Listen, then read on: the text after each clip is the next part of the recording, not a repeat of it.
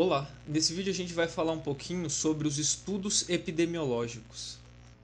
O objetivo desse vídeo é abordar basicamente dois tópicos. Ao longo do vídeo a gente vai falar o que são os estudos epidemiológicos, da definição, e na segunda parte a gente vai falar como são classificados os estudos epidemiológicos e quais são os tipos de estudos epidemiológicos, uma breve abordagem sobre os estudos epidemiológicos. Os estudos epidemiológicos, também conhecidos como estudos populacionais, são aqueles estudos cuja finalidade é descrever ou caracterizar o processo saúde-doença. Ou seja, o que a gente quer dizer quando a gente fala caracterizar o processo saúde-doença? A gente quer saber o que acontece, o que ocorreu nesse meio tempo em que o indivíduo saudável se tornou um indivíduo doente. Por que aconteceu isso? O que aconteceu? O que esse indivíduo saudável fez que pode ter influenciado para ele ficar doente? Bom, agora que a gente já tem uma ideia do conceito de estudo epidemiológico, a gente parte para a classificação. A classificação dos estudos epidemiológicos é um ponto controverso. Por quê? Porque cada autor vai dando a sua classificação e fica um negócio meio confuso. E o objetivo da classificação não é confundir a cabeça de ninguém. O objetivo da classificação é agrupar os tipos de estudo epidemiológicos mais semelhantes para ficar uma forma mais didática na cabeça dos alunos. Então, aqui, quanto à classificação, a gente vai ter três tipos de classificação e são classificações independentes entre si. Os estudos epidemiológicos podem ser classificados quanto à unidade em estudo, ou seja, você está estudando um indivíduozinho específico ou você está estudando uma população assim no âmbito geral, a partir de dados secundários e sem você estar efetivamente interrogando cada um deles. Se você estiver fazendo questionário individual para cada um deles, você está fazendo um estudo individual.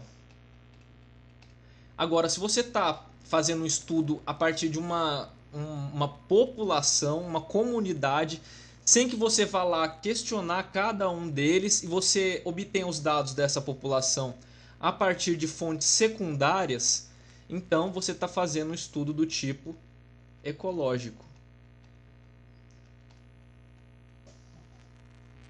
Uma outra forma de classificar é quanto à intervenção do investigador, ou seja, o investigador ele intervém no estudo mesmo, ou seja, ele vai lá e determina quem que é os indivíduos doentes e quem que são os indivíduos não doentes, ou quem que são os indivíduos expostos, ou quem que são os indivíduos não expostos. Ou ele apenas observa, ele deixa que a natureza determina o curso do estudo. Então, quanto a essa classificação, os estudos podem ser observacionais, você só vai lá observar o processo saúde e doença sem intervir efetivamente. Ou eles podem ser experimentais, ou seja, o investigador vai lá e, por exemplo, dá uma droga para um determinado grupo do estudo e para outro não dá essa determinada droga. Ou, sei lá, ele pode expor um determinado grupo a um fator e no outro ele não expõe a esse fator. E por último, a classificação quanto ao propósito geral do estudo. O que quer dizer com propósito geral? Ou seja, o estudo ele visa descrever o processo saúde e doença, por exemplo, quando surgiram os primeiros casos da síndrome da imunodeficiência humana, que cada paciente tinha um determinado conjunto de sinais e sintomas lá, que é exemplificado pelos relatos de casos, pela série de casos, e ocorre quando você ainda está no processo de conhecer a doença. A doença ainda é muito nova e aí você está começando a descrever a doença. Já os analíticos é quando você, por exemplo, pega dois grupos e visa comparar eles, visa analisar os grupos, ver as diferenças, aí já é algo mais elaborado e são os estudos mais comuns hoje em dia. A gente tem basicamente 8 tipos de estudos epidemiológicos. A gente pode classificar cada um deles de acordo com aquelas com aqueles 3 critérios de classificação já mencionados no tópico anterior. Bom, o primeiro e o segundo estudo aqui é o relato de caso e a série de casos, são estudos muito parecidos. A diferença é que relato de caso você vai pegar um caso específico e vai descrever toda a história, vai falar desde o começo o que aconteceu, a semiologia, os exames e a evolução do paciente. Aqui fica bem claro que o relato de caso entra naquele critério de classificação como sendo um estudo descritivo. A série de casos, a mesma coisa, só que você pega um número maior de casos para descrever. O terceiro estudo é um estudo de correlação, também chamado de estudo ecológico. O estudo ecológico, como o próprio nome já diz, é um tipo de estudo ecológico, quanto àquele critério de classificação, quanto à unidade de estudo. Aqui você vai estudar as comunidades ou populações de forma indireta, ou seja, você não vai perguntar para cada um deles o sexo, idade, todas as informações que você queria achar. Você vai a partir de um banco de dados secundário, sei lá, tipo o DataSUS, por exemplo, e vai lá e coleta informações sobre essa população e a partir dela você vai fazer o seu estudo epidemiológico. Vai analisar as variáveis e a partir dessas variáveis você vai poder formular hipóteses. O quarto tipo de estudo é o estudo transversal, ou também chamado de estudo seccional. O estudo transversal é aquele que você observa aquela sua população-alvo em apenas uma única oportunidade. Usando outras palavras, o estudo transversal é aquele em que uma única oportunidade você coleta simultaneamente a variável independente e a variável dependente na população-alvo. Agora vamos explicar melhor o que é variável independente e variável dependente. Um parênteses aqui. Aqui fica fácil entender se você usar exemplos. A variável independente é aquela variável independente por si mesmo e corresponde ao fator causal suspeito. Vamos dar exemplos aqui. Tabagismo. Tabagismo, a gente sabe que é um fator causal para câncer de pulmão. Nesse caso, o tabagismo vai ser a variável independente, ou seja, é o fator causal. Já a variável dependente seria a doença propriamente dita ou a condição final. No exemplo dado, seria o equivalente ao câncer de pulmão, ou seja, é aquela variável que depende de um fator causal para aparecer, por isso o nome variável dependente. Pelo fato do estudo transversal coletar essas informações de uma forma simultânea, ele também é conhecido como estudo seccional. Por quê?